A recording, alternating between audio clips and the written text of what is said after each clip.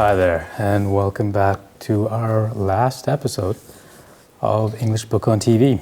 We are your hosts, as usual. I am Mr. Daryl. I'm Miss Samantha, and today we'll be discussing White Fang by Jack London. And this is for grades 7, 8, and 9. Let's begin. Let's have a look at the agenda first.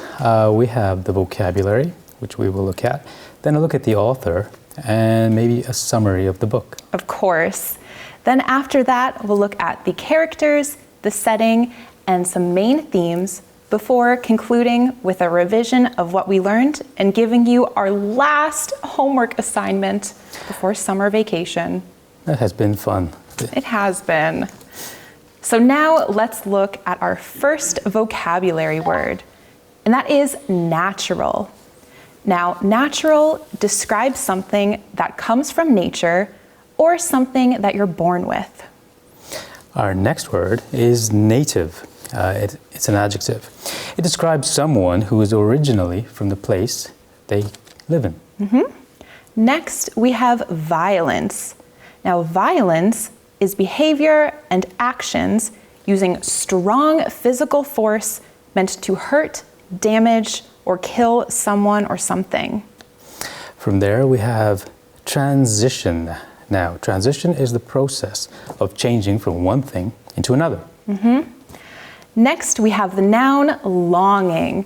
And longing means really, really wanting something. And if you are longing for something, you'll need a lot of our next word, patience. And this is a noun. It is the ability to accept delays, problems, or difficulties without becoming annoyed or angry or anxious. Now, after patience, we have the word trust. And trust is a firm belief in the reliability, truth, or ability of someone. Some synonyms for trust are confidence and faith. And our last word is loyal. It is showing firm and constant support to a person. Some synonyms are faithful and true-hearted. Make sure to keep all of these vocabulary words in mind throughout our lesson and for when you read the book yourself. Now, it's time for us to talk about the author. And you might remember this author from a few weeks ago when we talked about another one of his books, The Call of the Wild. Indeed, it is Jack London, an American from the state of California, born in the late 19th century and dead by the first decades of the 20th century. Now, he is one of the first authors to achieve worldwide celebrity and make a lot of money from selling his books. Now, if you remember from last time, I think we mentioned he loved animals, which plays a part in this book again, reading and traveling. Yes. Now, we also wanted to make a point about Jack London's writing style. He really wanted to show animals in a realistic way, so he didn't give them human emotions or human thoughts. What he did was focus on their actions and their natural animal instincts. Yep. And let's see those instincts come into play now with our summary. Let's get to it. Now, this book tells the life of a wolf dog named White Fang, starting from his early days in the wild forests where he enjoys following his natural instincts and exploring the new animal world around him. After that, White Fang finds himself in the care of a Native American man named Gray Beaver.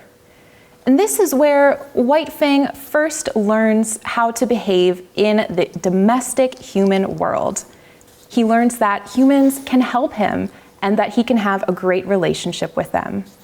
However, a cruel man named Beauty Smith buys White Fang at this point and forces him to participate in violent dogfights. Here, White Fang learns that not all humans are good. Even though White Fang wins all but one of the fights, He is hurt both mentally and physically by the cruelty that he experiences in these fights.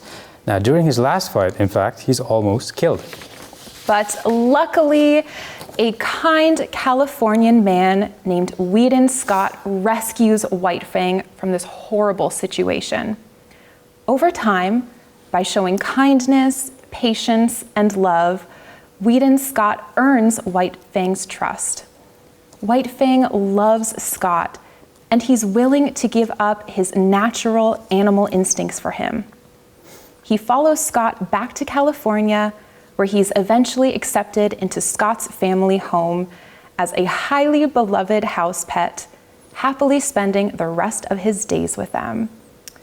I just love that story, and I think it's such a great opposite story compared to the other Jack London book that we talked about. Right in The Call of the Wild, we see the main character go from the domestic to the wild, whereas here in White Fang, we see the main character go from the wild to the domestic. Excellent point. It is true. It is. And speaking of our main characters, let's move on to our characters of White Fang. Yes, let's start with the protagonist of the book, and that is White Fang. He is mostly wolf, not just dog, and he's got the best traits of both. So he's smarter, stronger, and faster than dogs. This makes him an uneasy fit with the humans because they can see that he's part wolf. But when shown kindness, patience, and love, he becomes a very loyal pet. Now he sees violence and love, both of them, in both the wild animal world and the human world. But in the end, he chooses the human world where he experiences the most comfort and kindness. Yes. So now let's take a look at that human world with the first character that White Fang encounters who's a human, and that's Gray Beaver. Now, Gray Beaver is a Native American chief who is really White Fang's first owner and his first introduction to the human world. He's firm but kind to White Fang. Gray Beaver is neither as cruel nor as loving as some of the other humans that White Fang encounters. But he's still mostly good to White Fang, giving him everything that White Fang needs, like food and shelter. Though White Fang is still torn between the wild animal world and the domestic human world when he's with Gray Beaver. From that character, we move to a much worse character. Beauty Smith is his name. He's ugly inside and outside, according to the book. He's a cruel, violent man, and he forces White Fang to go into the field of dog fighting. He's only concerned about money, of course, and he doesn't care about White Fang at all. He knows that White Fang is partially wolf, and he uses that to his advantage. He knows that that means that White Fang can probably fight better and win his fights. He, in fact, shows White Fang that the human world can be as violent as the animal world. He is a truly horrible man. So let's move on from him and get into a much better man, who is Weedon Scott. Now, he is the kind and loving young man who rescues White Fang from Beauty Smith. He earns White Fang's trust through patience and kindness, and he really does more than just provide White Fang with a place to sleep and food and water. He gives White Fang love, real love, for the first time, which transforms White Fang from this wild animal into a wonderful pet. So Scott really represents the kindness and warmth of humanity. But kind of moving away from the warmth, let's get into something very cold with the setting of White Fang. Indeed. Let's look at the when first. Now again, like the last time we spoke about Jack London, this is about the Klondike gold rush of 1897. If you remember, gold was found in the Klondike region in the Yukon, way up north, and about 100,000 people went there all of a sudden looking for gold. And you can imagine the chaos and the dirt and the noise of the place. Now, the thing to focus on for this book is that these men would have needed entertainment, and that's where these dogfights come in. What a horrible, horrible form of entertainment. But let's move now to the where. And that was the Yukon and Northwestern Territories in what is now Alaska and Canada. Now, this was a harsh, freezing climate that was very difficult to live in. Though it was home to many different Native American tribes. But with the gold rush, Americans and Canadians also went there. So there was a real mix of cultures, societies, and ideas, which we really see with how these different humans interact with White Fang. And we do end the story, though, in a much nicer place of warm and sunny California. And it's an easier life, of course, in California compared to the Yukon. But it is still a difficult adjustment for White Fang, as change is often difficult, especially when we move from the wild world that White Fang was in to a fully domestic one. And that brings us perfectly now to our main themes, Daryl. Yes, indeed. And we have one good one. Domestic longings versus one's natural instincts fighting to get out. As you can see from our summary and from the when and the where, White Fang is torn between the animal world that he really belongs to and the human world that he likes a lot. And they seem to be two different worlds on the surface. Yeah, you're right. And we're going to explore this theme through White Fang's relationship with the different humans.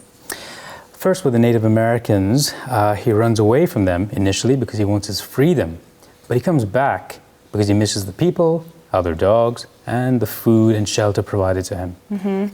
Next, when he is with Beauty Smith, White Fang actually wants the domestic life, but he is forced to act on his natural instincts during these fights. He is forced to be a wolf for human gain.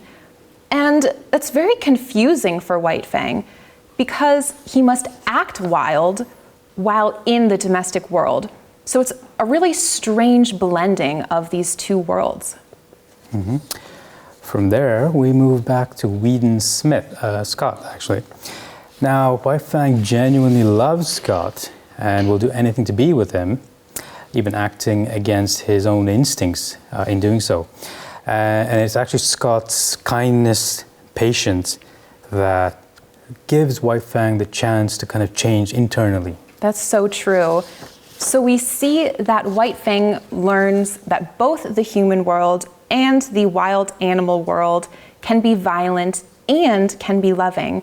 But in the end, he chooses the place where he will find the most love. And I think that's an incredible theme to discover, but there are so many more for you to find when you read White Fang yourself.